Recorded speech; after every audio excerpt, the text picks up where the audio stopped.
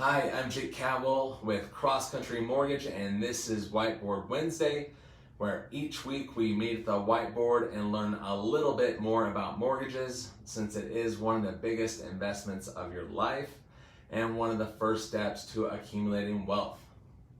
And so today, in honor of Thanksgiving and Black Friday, there's nothing more American than racking up some debt, so I thought it'd be good to talk about debt to income ratio. Now, there is a big misconception about debt to income ratio, that it includes all of your debt. That's not the case. We just take a look at the monthly minimum debt payment and we divide it by your gross income, the amount before taxes or anything is taken out, and that gives us a percentage.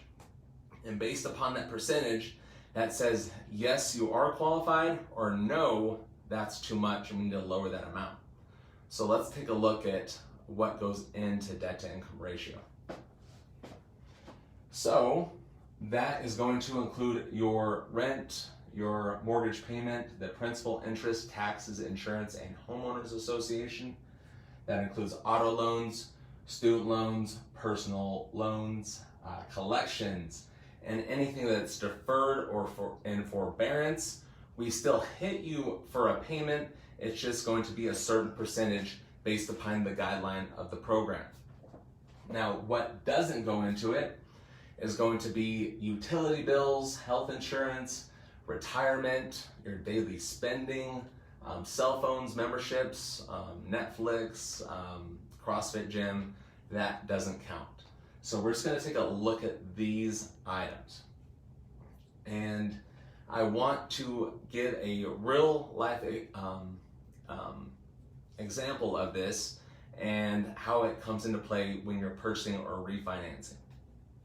So most loan programs are going to have a debt to income cap from about 40 to 60%. So just as an example, we're going to take a look at a 50% debt to income ratio. That's our cap. That's what we have to work with.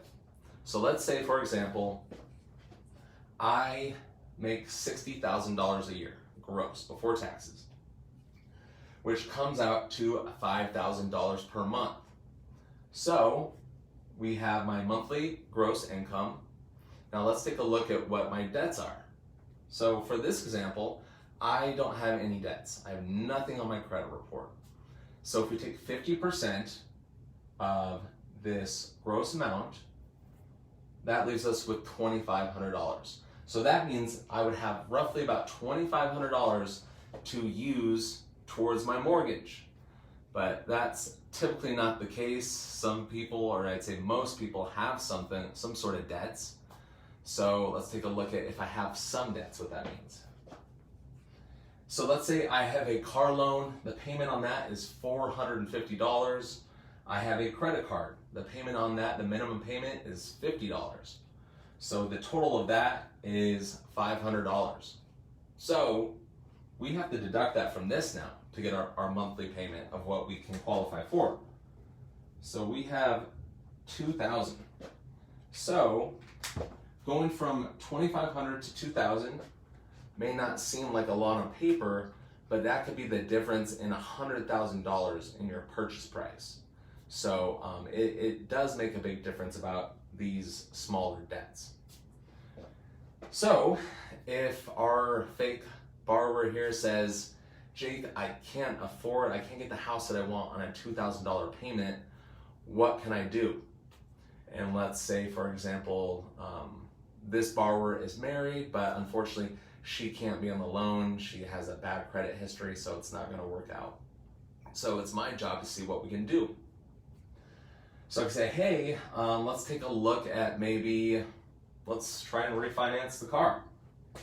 Let's see if we can lower that payment. So let's say I lower that to $250. Now let's say I have enough money, I can pay off the credit card. That wipes out that debt. And so that's going to change this to $250. So we subtract that from this because this is our total amount. So that means I can get a mortgage payment of $2,250. So again, small increments, but it has a big impact on your purchasing power. The difference in these two could essentially be a $50,000 increase in purchase price. So we're always looking to see what we can do to help you out. Now, we don't want you to ride that line, that max DTI limit, but there are certain circumstances that a borrower may have to take that line. For this borrower, his wife doesn't have good credit. She can't even be on the loan. So we have to use a single income to try and get the home that we want. So this buyer says that, hey, that's still not enough. I need that full $2,500. What can I do? I don't know, maybe we can take a look at refinancing the car just in your wife's name. We're not getting her income, we're not hitting her for her debt, so we can take a look at that option. Maybe we can try that. But there are tons of different ways that we can help. So this is just a little example. But this is important, and this is important for a lot of people because we see a lot of issues with self-employed folks. They may make $100,000, but to Uncle Sam they make $60,000, and they're put in this predicament. So if they're making $100,000, they can, more than likely afford this payment, even though that they may be high on that debt to income limit. Additionally, people that are new to commission, new to bonuses, or new to overtime, if you don't have a 2-year history, we may not be able to use that income. So if you make $60,000 a year base, but you're working 80 hours a week and you're just new to the job, unfortunately, more than likely, we wouldn't be able to use that overtime income. So it's good to know and work with a professional that's going to help you get qualified for the home of your dreams. And so I would definitely suggest working with a local lender, not like those rocket people or anyone in the call center, because they're not going to take the time. I've worked for them, I know how they operate. They're not going to take the time to help you out. So talk with a local professional. We'll sit down, take a look, and review your debt to income and see how we can get you into the home of your dreams. If you have any questions, you're always feel free to reach out. And once again, I'm Jake Cowell with Cross Country Mortgage. Thanks.